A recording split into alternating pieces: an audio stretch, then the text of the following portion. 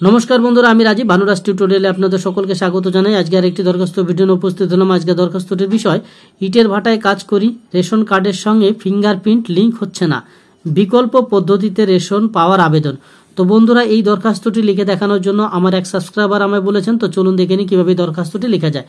আমি প্রথমে লিখলাম, to the incharge food and supplier department, Kumartuli block, Malda, West Bengal. তো এখানে এইভাবে করে লিখে নেওয়ার পরে আপনাদের ব্লকের নাম উল্লেখ করবেন, ডিস্ট্রিক্ট এবং স্টেটের নাম এখানে উল্লেখ করবেন। তারপরে ডেট উল্লেখ করবেন, যেদিন এই দরখাস্তটি জমা করতে চাইছেন সেদিনকার ডেট এখানে উল্লেখ করবেন। এরপরে সাবজেক্ট আপনারা এইভাবে করে লিখে নেবেন।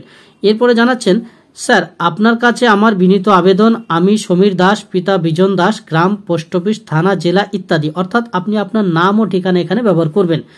আর এখানে যে সমস্ত নাম ও ঠিকানা আমি ব্যবহার করেছি তা সম্পূর্ণরূপেই কাল্পনিক, বাস্তবের সঙ্গে এর কোনো মিল নেই। এরপরে জানাচ্ছেন, আমি একজন ইট ভাটার কর্মী, আমার হাতে রেখাগুলো ঠিকঠাক বোঝা যায় না, সেজন্য আমার রেশন কার্ডের সঙ্গে আমার আধার কার্ডের লিংক হচ্ছে না। ফিঙ্গারপ্রিন্ট দেওয়ার জন্য বারবার রেশন দোকানে যাচ্ছি, কিন্তু কোনো কাজ হচ্ছে না।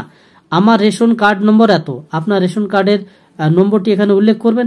এরপরে বলছেন, আমার আধার কার্ড নম্বর এত। আধার কার্ডের নম্বরটি এখানে উল্লেখ করবেন। ডিলারের নাম, রেশন দোকানের নম্বর এবং রেশন দোকানের ঠিকানা এখানে ব্যবহার করবেন। তারপরে জানাচ্ছেন, অতএব আপনার কাছে আমার বিনীত অনুরোধ, বিকল্প কোনো পদ্ধতিতে রেশন দেওয়ার ব্যবস্থা করে আমাকে সাহায্য করুন। এখানে লিখবেন ইতি, এখানে বিনীত, তারপরে এখানে নাম সই করবেন, আর এখানে মোবাইল নম্বরটি অবশ্যই দিয়ে দেবেন। তো আশা করি যিনি এই দরখাস্তর ভিডিও বানিয়ে আমায় দেখানোর কথা বলেছেন, এই ভিডিওর মাধ্যমে তার ও আপনাদের সকলেরই উপকার হবে। সকলেই ভালো থাকুন, সুস্থ থাকুন, এই কামনায় আজকের ভিডিও পর্যন্তই। আবার দেখা হবে নেক্সট ভিডিওতে। ধন্যবাদ।